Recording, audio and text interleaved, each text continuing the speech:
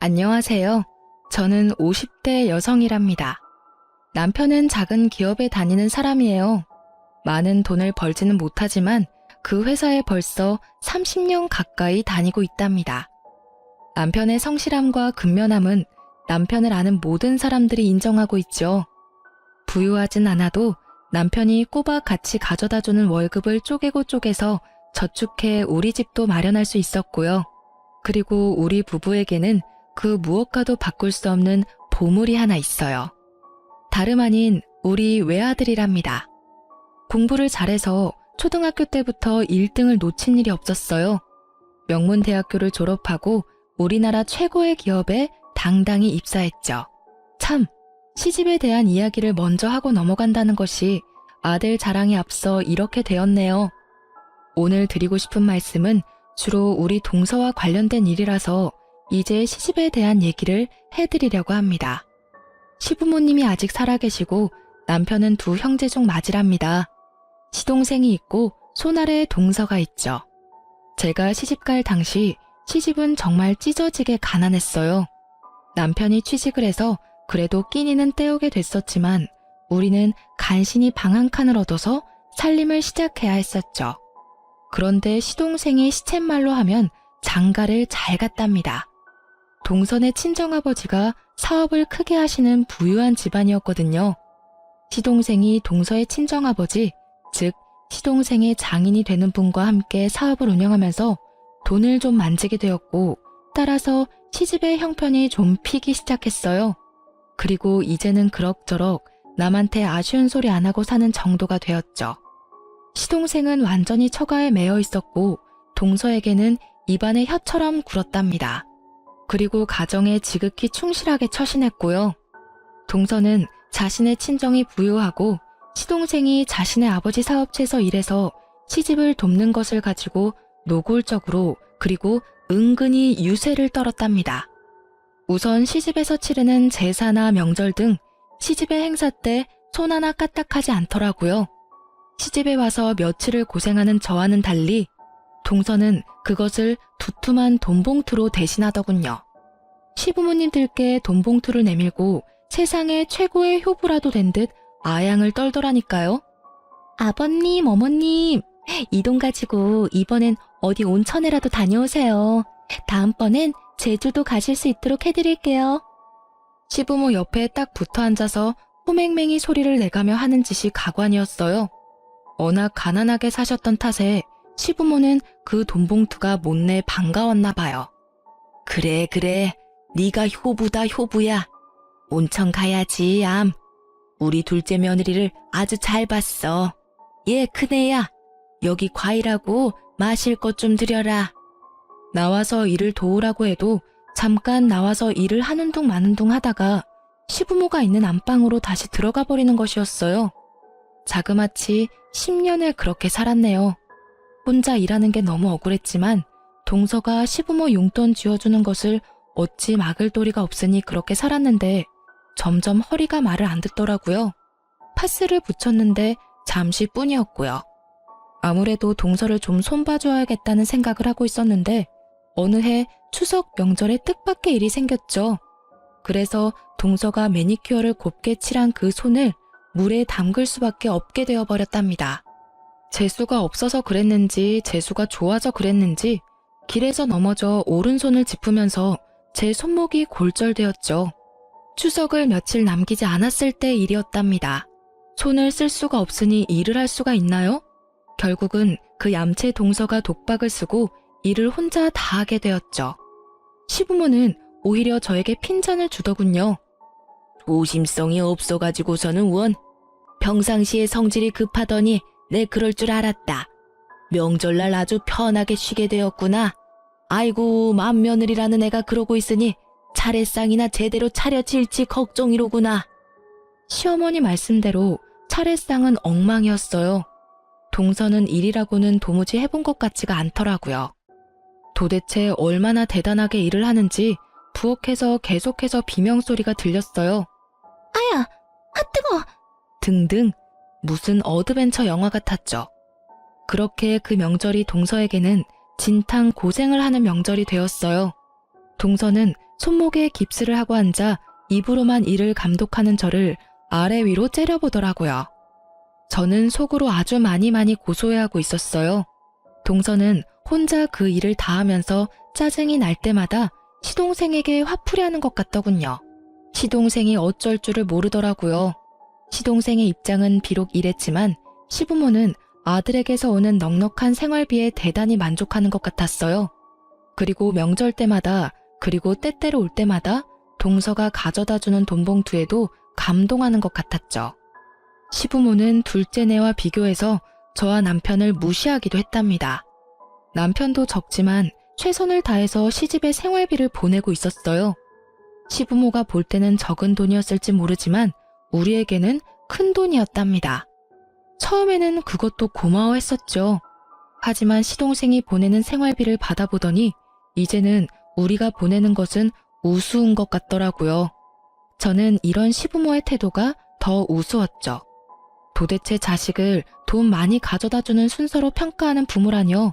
그냥 워낙 가난하게 살다가 돈이 생기니 그러나 보다 하고 생각하기로 했죠. 어쨌든 날짜가 흐르고 다음 명절을 맞이하게 되었어요. 그런데 이게 무슨 조화일까요? 이번에는 제가 집안 화장실에서 넘어져 세면대에 쇄골을 부딪혔어요. 쇄골 골절이 되면서 손을 전혀 움직일 수 없게 되었답니다.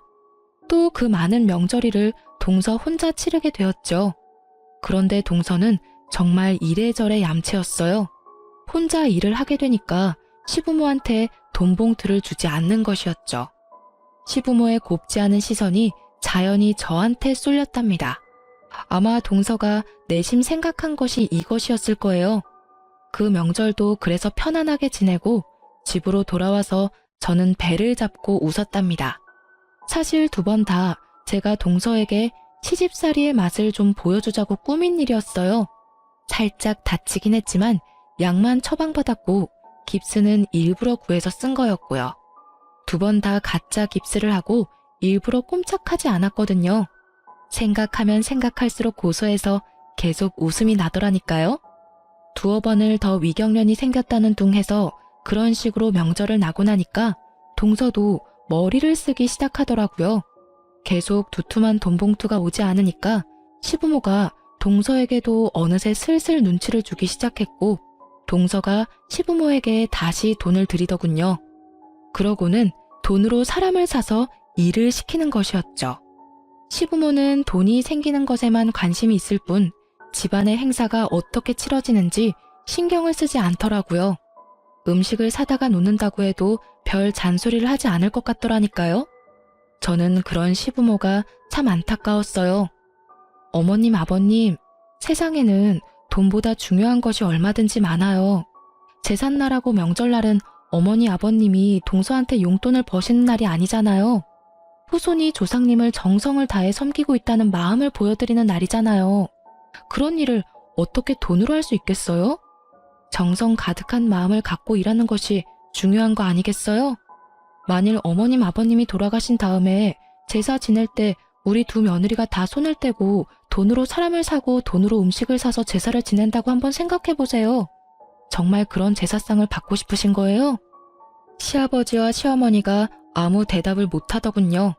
하지만 동서가 내미는 적지 않은 용돈의 재미를 잊을 수는 없었던가 봐요. 이제는 시부모까지 저와 남편을 노골적으로 무시하기도 했죠. 이건 마지가 해야 할 일을 둘째네가 다 하고 있으니 말이다. 마지하고 둘째가 바뀌었어. 마지가 이만큼 우리한테 해줬어 봐라. 지금 나이가 몇인데 아직도 한 살림 꾸려가는 게 그렇게 빠듯해서야 원. 그런데 저는 남편한테 불만이 없었답니다. 좋은 대학을 나오지는 못했지만 학교를 졸업하고 다닌 직장에 지금까지도 다니고 있었어요. 지각 한 번, 결근 한 번 없이 꾸준히 그리고 열심히 일했답니다. 당연히 승진도 쭉쭉 해서 월급도 많이 올라갔죠. 월급이 늘어나는 만큼 시부모의 생활비도 올려드렸고요. 저는 그런 남편이 참 고마웠답니다. 다니는 직장에 만족하지 못하고 사업을 한다 뭐다 해서 돈만 날리는 사람들이 얼마나 많은가요? 그리고 그 회사에 그렇게 오래 다니면서 남편이라고 왜 힘들지 않았겠어요? 하지만 저나 아이 듣는 곳에서 불평을 하는 일이 없었어요. 야근이다 주말 근무다 해서 일도 많은 회사였죠. 피곤하고 지칠만 한데도 남편은 한 우물을 파는 것이었죠. 우직하리만큼 성실한 남편에 착한 성품에 공부까지 잘하는 아들에 모두 제 마음에 쏙 드는 세상에서 제일 소중한 사람들이었어요. 그래서 시부모가 아무리 둘째네와 우리를 비교하면서 무시를 해도 저는 주눅 들지 않았답니다. 그네 너는 좀 더 돈 많이 준다는 다른 회사나 사업은 생각이 없는 거냐? 도대체 그 별로 전망이 밝지도 않은 회사에 왜 그렇게 주구장창 붙어 있는 게야? 아버지, 회사가 규모는 작지만 오래갈 회사예요. 그만큼 경영이 튼실하고 빚도 많지 않은 알짜배기예요. 모르긴 몰라도 평생 직장이 될 거예요. 비록 한 번에 큰 돈을 버는 일은 없을지 몰라도요.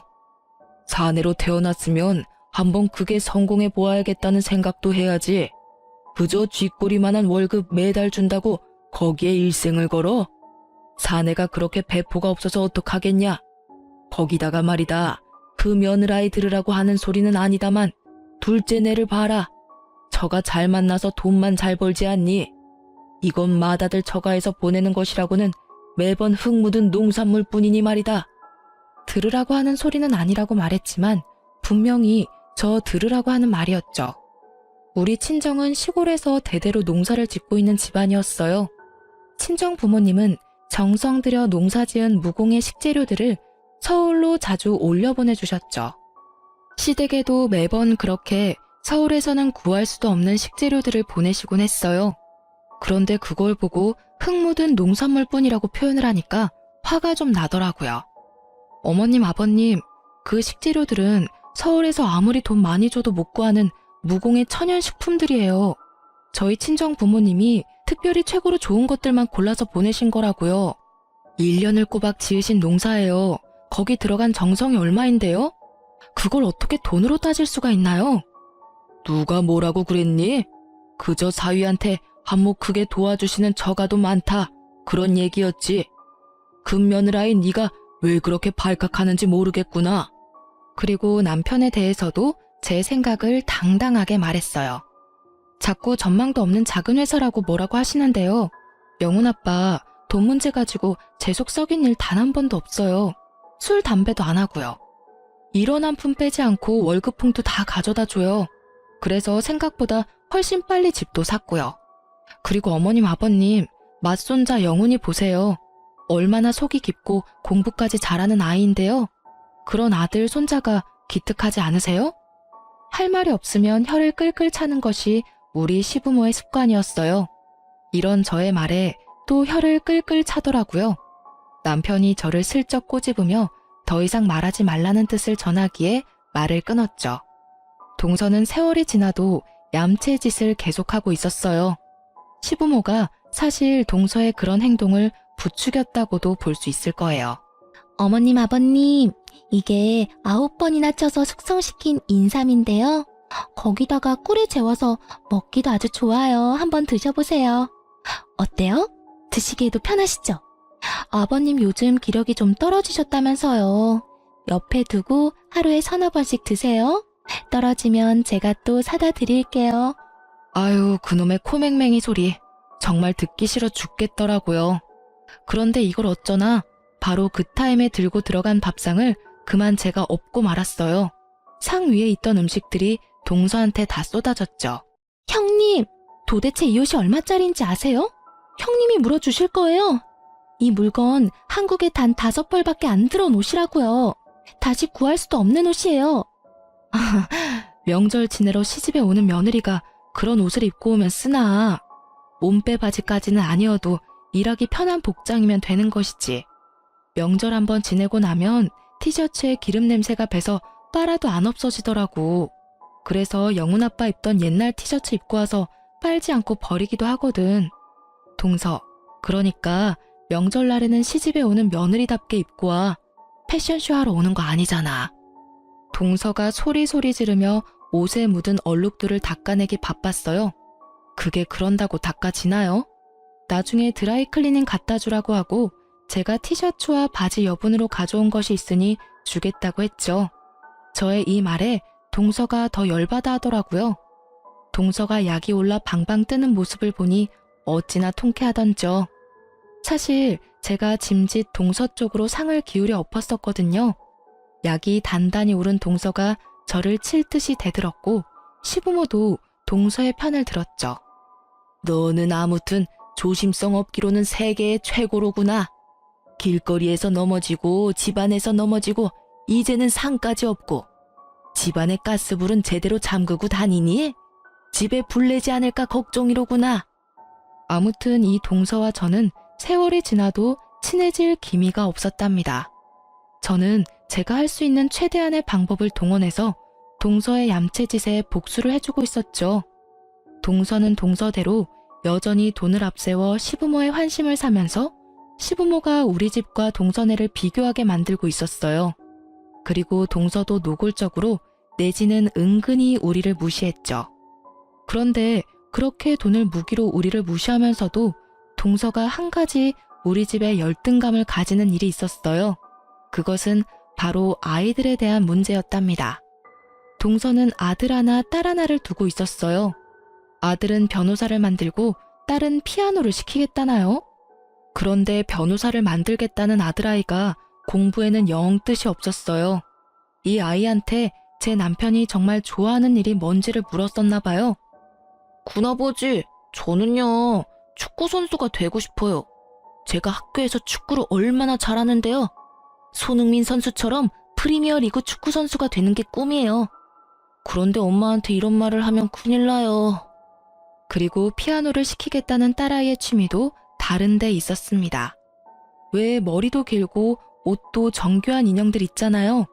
그것을 가지고 머리를 다듬고 옷을 갈아입히고 해서 보여주는 것을 보면 어찌나 예쁘게 만들어 놓는지 감탄을 뱉을 수밖에 없더라고요. 손재주가 어찌나 좋은지 한 번은 명절날 제 머리 고무줄이 끊어져서 어찌할 바를 모르자 어디선가 나무젓가락을 하나 구해오더니 그것을 비녀처럼 사용해서 예쁜 올림머리를 만들어주는 것이었어요. 코디네이터나 스타일링하는 일이 적성에 맞는 아이였죠. 큰 조카인 아들아이는 공부의 두각을 나타내지 못했고 딸아이에게도 아무리 좋은 선생을 붙여보아도 큰 진전을 보이지 못했답니다. 저희 남편이 그게 참 안타까워 보였는지 서방님에게 한번 말을 꺼냈더라고요. 아이들이 진정 원하는 게 뭔지를 말이에요. 세훈이한테 어쩌다 물어봤는데 축구가 좋다고 하더라. 자신이 좋아하는 일을 해야 신도나고 잘할 수 있는 거지. 요즘 축구 선수 얼마나 좋으냐. 옛날에야 운동하는 사람들이 대접받지 못했지만 지금은 그런 시대가 아니지 않니? 하고 싶다는 일을 하도록 도와주는 것이 부모가 할 일이야. 형, 세훈이가 나한테도 그런 말을 했었어요. 그런데 우리 집에서 제 말은 먹히지도 않는다는 거 형도 잘 알잖아요. 애들 교육에 대해서는 더군다나 애들 엄마가 완전히 꽉 쥐고 있다니까요. 변호사, 피아니스트 이렇게 어렸을 때부터 세뇌를 시키고 있는걸요. 아이들의 형편이 이러니 동서가 당연히 공부 잘하는 우리 아들에 대해서 신경을 곤두세웠죠. 아유, 우리 세훈이도 사실 머리는 좋은데 노력을 안 하는 아이예요. 선생님이 그러더라고요. 머리는 최고로 좋은 아이라고요. 조금만 노력하게 도와주면 최고 성적을 낼 수 있다고 하더라고요. 영훈이 정도 성적은 금방 따라잡을 수 있다고 그러던데요. 누가 물어봤나요? 물어보지도 않았는데 굳이 말을 붙이면서 조카 아이에 대해서 이렇게 얘기하는 것이었죠. 사실 우리나라 엄마들의 공통적인 믿음, 아니 착각 아시죠? 우리 아이는 머리는 좋은데 노력을 안 한다. 바로 그것이죠. 우리 형편의 아이에게 과외 선생을 붙이거나 비싼 학원에 보낼 수는 없었죠. 하지만 아이는 그런 것 없이도 자신의 노력으로 공부를 잘했답니다. 아이가 초등학교 다닐 때만 해도 단칸방에 살던 때였어요. 단칸방에 상 하나를 펴놓고 공부를 하면서도 1등을 놓치지 않았죠. 대학교도 평소에 원하던 좋은 대학교에 한 번에 합격했답니다. 아빠, 조금만 더 일하세요. 제가 졸업하고 나면 아빠 집에서 쉬실 수 있게 돈 많이 벌어올게요. 엄마도 매일 장부 펴놓고 계산 안 하시게 해드릴게요. 저 자신 있어요. 아들의 이런 말에 우리 부부는 콧등이 시큰해졌답니다. 동서는 아들을 변호사로 만들기 위해서 별 노력을 다하는 것 같았어요. 요즘 변호사가 되기 위해서는 옛날처럼 몇 년을 방에 틀어박혀서 고시 공부만 하면 되는 것이 아니잖아요. 일단 학교 레벨도 어느 정도 있어야 된다고 들었어요. 그리고 학점도 좋아야 하고 영어 성적도 뛰어나야 한다죠. 그리고 법학 적성 시험이라나 뭐라나 아무튼 생각할 수 있는 머리가 뛰어나야 잘 볼 수 있다는 시험까지 통과해서 로스쿨에 가야 한다죠. 그렇지만 축구 선수가 되고 싶다는 아이가 무슨 이런 공부에 재미를 붙이겠어요? 정말 하고 싶어 하는 것을 못하고 엉뚱한 곳에 매달려야 하는 조카 아이를 볼 때마다 마음이 좀 아팠어요. 결국 큰 조카는 지방에 있는 대학에 간신히 입학했고 작은 조카인 딸애는 대학엔 가기 싫으니 코디네이터를 양성하는 학원에 보내달라고 했대요. 동서가 펄펄 뛰며 반대한 것은 보지 않아도 비디오였어요. 동서는 어쨌든 이래저래 저와는 절대로 화합할 수 없는 사람이었답니다. 그렇게 우리 두 동서가 개와 고양이처럼 지내는 가운데 세월이 무심하게 흘렀죠. 아이들도 이제 장성했고요. 우리 영훈이는 대학을 우수한 성적으로 졸업하고 우리나라에서 최고라고 하는 기업에 당당히 입사했어요. 연봉 수준도 한국에서 3위 안에 드는 기업이라고 하더군요. 입사한 지 1년 만에 아들이 첫 자동차를 샀어요. 기념으로 제 아버지 회사에 가서 모시고 퇴근하겠다고 하더군요. 저까지 동승했죠. 사실 남편은 평생을 대중교통을 이용해서 출퇴근을 했답니다. 오늘은 아들이 운전하는 차로 퇴근하게 생겼네요. 일부러 미리 연락하지 않고 갔어요. 놀래켜줄 생각이었죠. 아니, 무슨 바람이 불어서 이렇게 둘 다 왔어? 영훈이 너 차 뽑았다고 하더니 벌써 나왔니? 오늘 우리 아들 덕에 지하철 안 타고 퇴근 한번 편하게 해보자꾸나. 아들은 나온 김에 여기저기 드라이브도 좀 하고 맛있는 것도 사주겠다고 하더라고요. 그렇게 해서 강남 쪽으로 가게 되었어요. 차가 좀 막히긴 했지만 아들이 산 첫 차를 타고 시내를 돌면서 정말 기분이 최고였답니다. 잠깐만요. 저 앞으로 작은아버지가 지나가신 것 같은데요. 제가 틀림없이 봤어요. 작은 엄마하고 같이 나오셨나 봐요. 전화해보세요. 근처에 계신 김에 제가 저녁 대접 같이 하게요. 남편이 시동생에게 전화를 걸었죠. 그리고 우리가 어디 있으며 영훈이가 가까이서 두 사람을 본 것 같으니 저녁을 산다고 했죠. 형, 영훈이가 잘못 봤나 봐요. 저 오늘 강남에 간 일 없는데요. 집사람한테 전화 걸어보세요. 집에 있을 거예요. 아무래도 아들이 비슷한 사람을 착각했던 모양이더라고요. 아니라는데 굳이 동서한테 전화를 할 필요가 없어서 우리 식구끼리 근처에서 맛있는 저녁을 먹고 집으로 돌아왔어요. 그런데 아들이 집에 와서까지 계속 자기가 본 사람이 작은아버지였다고 하는 것이었어요. 엄마, 정말 틀림없이 작은아버지였어요. 그다지 먼 거리가 아니었는데요. 숙모는 길 안쪽에 계셔서 잘 못 봤고 작은아버지는 확실히 본걸요. 쇼핑 가방을 많이 메고 계시던데요. 숙모하고 쇼핑이라도 나오신 것 같던데. 제 눈이 틀림없어요. 눈까지 마주쳤는걸요. 다음번에 동서와 어찌저찌해서 통화가 되었을 때 이 일을 말해주었죠. 동서도 자신은 그날 강남에 간 적이 없다는 것이었어요. 아들이 잘못 본 것이 틀림없었죠. 어머나, 영훈이가 이제 차를 샀다고요? 우리 애들은 20살 될 때 차 한 대씩 다 뽑아줘서 능숙하게 운전해요. 영훈이더러 운전 조심하라고 하세요. 운전 시작하고 나서 처음에 사고가 많이 난다니까요. 말도 참 예쁘게 하는 우리 동서였어요. 도무지 구제불능이었죠. 저는 이제 동서가 이런 식으로 말하는 일에 아무렇지도 않은 경지에 이르러 있었답니다. 알았네. 조심하라고 할게. 처음이니까 알아서 조심할 테지만 말이야. 걱정해줘 고맙네. 아들이 받는 연봉은 우리의 상상을 훨씬 뛰어넘는 것이었죠. 하지만 연봉을 많이 주는 것이 결코 공짜는 아니더군요. 야근도 많았고 출장도 잦았어요. 일에 파묻혀 사는 아들이 걱정되었고 무엇보다도 이제 결혼할 나이였죠. 저렇게 일만 하다가 언제 결혼할 사람을 만나나 싶은 생각이 들더라고요. 아들의 나이가 홍기가 들어서면서 슬슬 걱정이 되고 있었답니다. 하지만 곧 무슨 소식이 있겠거니 하고 기다리고 있었죠. 그러던 중 드디어 아들이 정말 기쁜 소식을 들고 왔어요. 결혼하고 싶은 아가씨가 생겼다는 것이었죠. 우리 두 내외는 정말 뛸 듯이 기뻤답니다. 아들처럼 인류 기업은 아니지만 괜찮은 회사에 다니는 아가씨라더군요.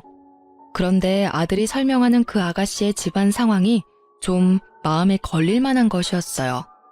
아버지와 어머니가 일찍이 헤어지셨다나 봐요. 그래서 어머니 혼자서 딸만 바라보고 사셨대요. 차별한 것도 아니고 이혼을 한 것이라니 마음에 걸렸답니다. 그리고 덧붙이는 말인즉 그 아가씨의 어머니가 곧 재혼을 할 것이라고 했어요.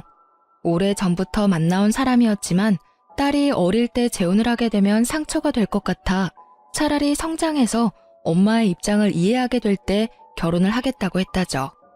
이 아가씨가 그 사람을 실질적으로 아버지라고 생각한다고 말도 들을 수 있었답니다.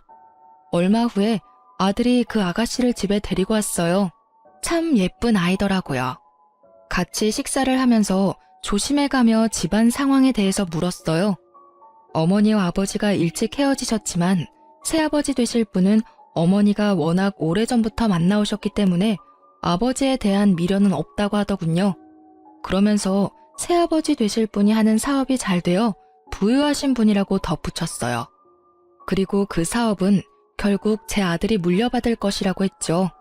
그런데 이 말은 덧붙이지 않는 것이 좋았겠다 싶었답니다. 마치 젊은 시절의 동서를 보는 것 같았고 그 집에 매여 사는 시동생 생각이 날 수밖에 없었거든요. 거기다 동서 때문에 돈 자랑하는 사람들에 대해서 아주 학지를 뗀 저였어요. 그런데 며느리감이 묻지도 않은 새아버지의 경제 상황에 대해서 이야기를 꺼내니 저도 모르게 표정이 굳어지더군요. 그런 저를 눈치챘는지 남편이 유쾌하게 분위기를 바꿔보려고 했어요. 아, 그래? 잘 됐구먼. 어머니께도 그동안 많이 힘이 되고 위로가 되셨을 테니까. 그러면 이번 결혼에도 그분이 혼주석에 앉으실 건가? 며느리감이 그럴 것이라고 하더군요. 그렇다면 그 전에 어머니가 먼저 결혼을 하실 것인지 제가 물어보았죠. 그랬더니 새아버지 되실 분이 사업상 정리를 하셔야 할 일이 많아서 그 정리가 끝나야 어머니와 재혼이 가능하다는 것이었어요. 사실 이것도 제 마음에 그다지 흡족한 대답이 아니었죠. 결혼 전이라면 그냥 남자친구인데 혼주석에 앉다뇨. 썩 내키는 혼처는 아니었지만 아들이 좋다고 하니 그쪽 집안 사정이 그렇다 해도 무조건 말릴 수 있는 일은 아니었어요. 집안 형편이 평범하지 않은 것이 계속 마음에 걸렸죠. 시부모에게 전화를 했죠. 시부모도 당연히 맏손주의 결혼에 관심이 컸기에 며느리감을 만나본 일을 전해야 했어요. 그리고 제 걱정거리에 대해서도 말했죠. 저처럼 며느리감의 성장 과정과 집안 환경에 대한 걱정이 크더군요. 그런데 이 이야기가 동서의 귀에 안 들어갔을 리가 없었죠. 어머나, 형님, 영훈이가 그 집 사업을 물려받는다면서요? 아주버님은 처가에서 받은 게 없으신데 영훈이는 그래도 아이가 똑똑하니 경제력 있는 장인을 만난 모양이네요. 아, 참, 장인이 아니라 장모의 남자친구라고 했던가요? 아유, 좋은 집안하고 혼사가 되었어야 했는데 사실 신랑 하나 똑똑하다고 좋은 집안하고 사돈 맺기가 쉽지는 않아요. 신랑의 집안이 좋아야지 좋은 집안하고 사돈이 되죠. 이 말에 제가 발끈해버리고 말았죠. 나는 우리 집안이 안 좋은 집안이라고 생각해 본 적 없어. 우리 영훈이는 누구보다도 훌륭한 아버지 밑에서 자라서 가정에서 아버지의 역할이 어떤 것인지를 잘 아는 애야. 그리고 영훈 아버지는 남의 신세 지지 않고 일확천금 바라는 일 없이 세상에서 제일 성실하게 살았다고 자부할 수 있어. 우리 친정에서는 영훈 아버지를 최고의 사위라고 생각하고 있고 말이야. 나는 사실 서방님이 처가에 매여서 자신의 의견 한번 제대로 말 못하고 그렇게 사시는 것이 더 안 돼 보였네. 동서가 이 말에 또 따박같이 말대꾸를 하더라고요. 그러면 우리 집에서 세훈 아빠를 종 대하듯이 했단 말인가요? 지금 하신 말씀은 그렇게 들리네요. 시집 와서 지금까지 형님을 볼 때마다 드는 생각이 말이에요. 말씀을 참 함부로 하세요. 제 속이 얼마나 긁혔는지 아세요? 뭐라고? 말을 함부로 해? 그게 아랫사람이 손윗사람한테 쓸 표현인가? 자네야말로 시집와서 돈봉투 뿌린 것 말고는 한 일이 뭔가? 하다못해 제사상 하나, 차례상 하나를 제대로 차려본 일이 없는 사람 아닌가 말이야. 그날은 이렇게 동서를 따끔하게 야단치고 전화를 끊었어요. 그런데 동서가 아주 나를 받은 사람 마냥 신이 났더라고요. 영훈이가 그렇게 똑똑하고 잘났다고 하더니만 결국은 그런 혼처를 만나게 되었다며 노골적으로 비아냥거리는 것이었죠. 하지만 저는 늘 그랬듯 주눅 들지 않았답니다. 우리 아들이 판단을 했다면 그 판단을 일단 믿는다고 했죠. 그리고 결혼은 상대방의 사정을 자세히 알아보고 시킬 것이라고 했어요. 동서가 이렇게 신이 나 있는 사이에 아들의 결혼 이야기가 착착 진행되고 있었답니다. 저는 무엇보다도 그 새아버지 될 사람에 대해서 자세히 물었죠. 아들의 말로는 사업을 크게 하시는 분이라고 하는데 최근에 장기 출장이 잦아서 말만 들었지 아들도 아직 만나지 못했다는 거였어요. 그리고 아들에게 콕 집어서 물었어요. 설마 그 아버지 될 사람이 크게 사업을 한다니까 네 숙부처럼 그 집에 묶여서 그렇게 살 생각은 아니겠지? 라고요. 아들이 웃더라고요. 아들의 꿈은 지금 있는 회사에서 적어도 임원급 이상으로 승진한 다음에 은퇴를 하는 것이라고 못을 박더군요. 그러고 나서 그 경험을 토대로 장인의 사업을 물려받든 다른 사업을 하든 생각할 것이라고 했어요. 그 말을 들으니 안심이 되었답니다. 천금을 가져다 준다고 해도 아들이 시동생처럼 사는 것은 정말 싫었거든요. 시간이 흘러 드디어 상견례 날이 코앞에 다가와 있었어요. 아들의 말로는 아직 결혼을 하지 않았지만 어차피 실질적인 혼주가 될 사람이었기에 며느리감의 새아버지가 될 사람도 상견례장에 올 것이라고 했죠. 솔직히 마음에 들지는 않았어요. 아직 안사돈과 결혼도 안 한 사람이 바깥사돈 역할을 한다뇨. 제대로 하자면 안사돈 한 분이니 저만 상견례에 나가고 나중에 안사돈이 결혼을 하게 되면 다 같이 만나는 것이 경우 있는 일이라고 생각했어요. 그런데 최근에 장기 출장이 잦았기에 우리 아들의 얼굴도 못 보았다니 겸사겸사 상견례에 나와서 우리와 인사도 하고 아들의 얼굴도 보겠다는 것이었죠. 마음에 들지 않았지만 어쨌든 그렇게 다 같이 만나기로 했어요. 남자 쪽이니 우리가 먼저 나가 있는 것이 예의겠죠. 그래서 서둘러서 30분 정도나 일찍 상견례장에 도착했답니다. 30분이 흐르고 약속한 시간에서 약 5분 정도 전에 안사돈과 바깥사돈 될 분, 그리고 며느리감이 상견례장에 도착했어요. 그들이 상견례장 문을 열고 들어서는 순간 상견례장은 발칵 뒤집혔답니다. 이게 어떻게 된 일인지, 형, 영훈아, 어떻게 여길... 저는 정말 다리가 휘청할 정도로 어지럼증까지 느꼈어요. 작은아버지가 어떻게 여길... 이게 어떻게 된 거예요? 이분이 네 새아버지가 될 분이 정말 맞아? 도대체 이게 다 무슨 말씀들인가요? 작은아버지라뇨? 우리 새아버지 될 분이 어떻게 영훈 씨 작은아버지가 된단 말이에요. 이건 말도 안 돼요. 뭔가 잘못된 일일 거예요. 며느리감은 그래도 정신이 있는 모양이었어요. 남편과 저는 아예 정신이 혼미해서 아무 말도 하지 못하고 있었답니다. 잠시 시간이 흐른 후 아들이 침착하게 상황을 정리하더군요. 여기 이분은 분명히 우리 작은 아버지셔. 그리고 네 새아버지 될 분이 맞다고 네가 분명히 확인했고, 그리고 장모님과 만난 지도 한참 됐다면서. 그렇다면 상황은 분명하네. 작은아버지, 이제 작은아버지가 상황을 설명해 주셔야 할 것 같은데요. 시동생이 거기서 무슨 말을 할 수 있었겠어요? 우물거리며 말을 잇지 못했고 고개를 들지 못하더군요. 그리고 더 이상 그 자리에 앉아있지 못하겠는지 일어서서 도망을 치듯 밖으로 나가버리는 것이었죠. 그러고는 그 자리에 다시 돌아오지 않았어요. 제가 안사돈에게 물었어요. 한 가지만 여쭙겠습니다. 저 사람이 가정이 있는 사람인 걸 알고 만나셨나요? 아니면 가정이 있는지 모르고 속아서 만나셨나요? 이 말씀에 대한 대답은 꼭 들어야겠습니다. 안 싸돈 될 사람이 말이 없더군요. 말이 없었지만 저는 그 묵언의 뜻을 알아들을 수 있었어요. 적어도 안 싸돈은 가정이 있는 사람이라는 것을 알고 만났다는 것을 알 수 있었죠. 그리고 최근에 결혼을 급하게 추진하려고 했었다는 것은 이미 들어서 알고 있는 사실이었고요. 제가 아들을 일으켜 세웠어요. 예비 며느리가 흐느껴 울기 시작하더군요. 그렇게 상견례는 엉망이 되었고 아들과 우리는 집으로 돌아와서도 한동안 서로 대화 없이 천장만 보고 앉아 있었죠. 얼마나 시간이 흘렀는지도 잘 모르겠더라고요. 그런데 갑작스러운 전화벨 소리가 이 어색한 침묵을 깼죠. 형님, 그 대단한 사돈댁하고는 상견례 잘 끝내셨어요? 어머나, 그러면 이제 영훈이도 회사에 매여 있지 않아도 되겠네요. 장인 될 분이 크게 사업을 하는 사람이라면서요?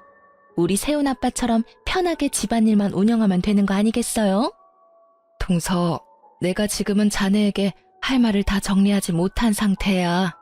내가 조금 있다가 아니면 며칠 있다가 다시 전화를 걸 테니 말이야. 전화는 꼭 할 거네. 해야 할 얘기가 있거든. 그때 궁금한 거 다 물어보고. 전화를 끊자 이어서 아들이 말하더군요. 자신의 결혼 문제와는 별도로 이 이야기는 작은 어머니한테 전해야 한다는 것이었죠. 저도 아들의 의견에 찬성했답니다. 결코 동서를 놀리거나 골탕 먹이려는 의도가 아니었어요. 이 문제는 동선의 집의 운명을 좌우하는 중대한 문제이기 때문에 아들의 의견에 찬성한 것이었죠. 그리고 얼마 전에 들은 말이 있었죠. 곧 동선의 아버지가 시작하시고 일구신 사업체의 명의까지 시동생에게 넘어갈 것이라는 이야기였어요. 지금까지는 경영만 했거든요. 정말로 우리 시동생을 나쁘게 생각하지 않으려고 했었어요. 결혼 전에 시동생의 모습도 머릿속을 스쳐 지나가더군요. 일하기 싫어하고 나태한 사람이었어요. 시아버님이 인물이 좋으신 분이었죠.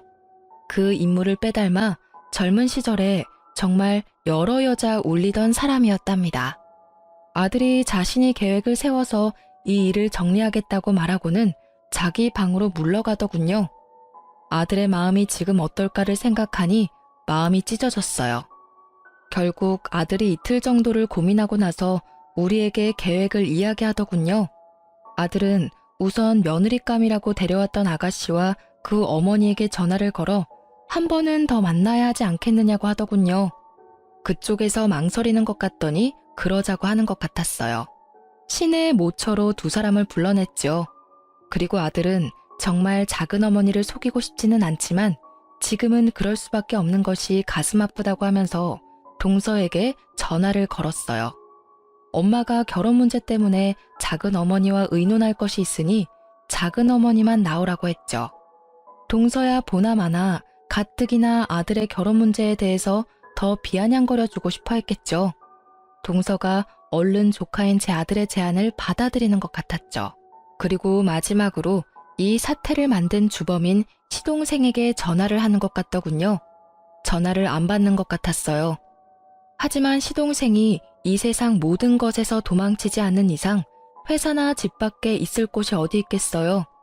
결국 아들이 작은아버지를 찾아내어 누가 모여있다는 말도 하지 않은 채 그 장소로 차에 태워 데리고 왔어요. 이제 관련된 모든 사람이 다 모인 셈이었죠. 여기가 도대체 무슨 자리인가요, 형님? 저는 형님만 계실 줄 알고 나왔는데 저 두 분은 잘 모르는 분들이네요. 혹시 며느님 되실 분하고 안싸돈 되실 분이세요? 그리고 곧이어 들어오는 시동생을 보고 동서가 의외라는 표정을 지었어요. 시동생은 모든 사람이 다 모여있는 것을 보고는 기겁을 하더군요. 예비 안싸돈을 다그쳐 언제 시동생을 처음 만났는지 물었어요. 20년 가까이 됐어요. 저 아이가 아직 어릴 때니까요. 이 사람이 늘 이혼하고 싶다고 했었어요. 지금은 그 집안의 머슴처럼 살고 있지만 언젠가 그 재산이 자기 것이 되면 이혼할 것이라고 했었고 요즘 들어 곧 그렇게 될 것이라고 했어요. 그래서 우리는 이제 곧 결혼하려고 했었어요. 눈치 빠른 동서가 이 이야기의 내용을 캐치한 것 같더군요. 잠시 얼이 빠진 듯 했던 동서가 시동생을 다그쳤어요. 당신 결국 돈을 보고 나하고 결혼한 거였어. 그 긴 시간을 참 잘도 버텼네요. 더군다나 20년간이나 다른 여자를 만나면서 이 여자하고 합치고 싶어서 어떻게 기다렸어요? 그런데 이 여자하고도 꼭 돈이 있어야 합칠 수 있었던가 보네. 요즘 와서 결혼 이야기가 본격적으로 나왔다고 하는 걸 보니까 자칫하면 모르고 명의를 넘길 뻔했어요. 내 선택은 분명해요. 당신의 생각을 안 이상 이혼할 거예요. 형님의 안싸돈 되시는 분, 이제 선택은 당신만 하시면 되겠네요. 돈을 보고 결혼한 시동생과 돈을 그토록 좋아하며 돈을 앞세워 살아온 동서의 콜라보라고 밖에 할 말이 없더군요. 안싸돈 될 뻔했던 사람의 선택이 갑자기 궁금해지는 건 왜일까요? 아들이 곧이어 파혼을 선언하더군요. 사돈 될 뻔했던 사람과 며느리 될 뻔했던 사람이 먼저 자리를 뜨고 시동생이 또 도망치듯 자리를 피했죠. 동서는 다리에 힘이 풀렸는지 사람들이 나가버리자 의자에 주저앉고 말았어요. 평생을 그렇게 다투며 지낸 동서였지만 어쨌든 가족이었죠. 마음이 아프더라고요. 돈이라는 것이 이렇게 허망한 거야, 동서. 동서가 그렇게 믿고 의지했던 돈, 그것 때문에 평생을 속아 살아왔다는 것을 생각해 보길 바래. 서방님은 원래 일하기도 싫어하고 일확천금을 노리는 경향이 큰 사람이었지. 그런 사람이 그래도 결혼해서 장인 아래에 잘 붙어 있다고 생각했었어. 돈에 팔려간 결혼, 사람을 사랑해서가 아니라 돈을 사랑해서 한 결혼이 얼마나 위선적인 것인지를 이제 알았으리라고 생각해. 그렇게 허망한 돈을 믿고 시집에 대한 도리까지 돈으로만 해결하려 했던 잘못된 인성을 고치지 않으면 돈은 아마도 동서를 계속 속이고 말 거네. 동서가 이미 이혼을 선언했고 아들도 파혼을 선언한 마당이었어요. 시동생이 이혼만은 못하겠다며 매달렸다는군요. 하지만 동서는 매몰차게 이혼을 진행했다죠. 그리고 나중에 들은 이야기지만 시동생의 내연녀, 즉 며느리가 될 뻔했던 아이의 엄마는 시동생을 버렸다죠. 시동생에게 남은 재산이 거의 없다는 것을 알고 그랬던 것 같더군요. 동서가 우리 가족에게 남이 되는 날 시부모에게 큰 절을 한번 올리고 떠나더군요. 형님 말씀대로 제가 잘못된 생각을 가지고 살았고 그것이 결국 제 발등을 찧었어요. 그걸 이제야 알겠네요. 형님이 그걸 가르쳐 주셨어요. 내내 행복하시길 바랄게요. 이 말을 끝으로 동서는 우리 가족에게서 멀어져 갔답니다. 평생을 개와 고양이처럼 다투며 살았지만 그렇게 떠나는 동서의 뒷모습을 보니 아주 살짝 눈물이 나더군요. 제일 큰 걱정은 아들이 받았을 상처였어요. 아들은 한동안 말없이 회사와 집을 왔다 갔다 하더군요. 시간이 좀 필요하겠죠. 하지만 저는 아들을 믿는답니다. 공부를 잘했지만 책상에만 붙어있는 샌님으로 키우지 않았어요. 우리 아들 강한 아이랍니다. 그리고 곧 진정한 아들의 인연이 어디선가 나타나겠죠. 그날이 빨리 다가오기를 우리 내외는 기다리고 있답니다. 지금까지 저와 동서의 얽힌 이야기를 중심으로 우리 가족에 대한 이야기를 말씀드렸어요. 읽어주셔서 감사합니다.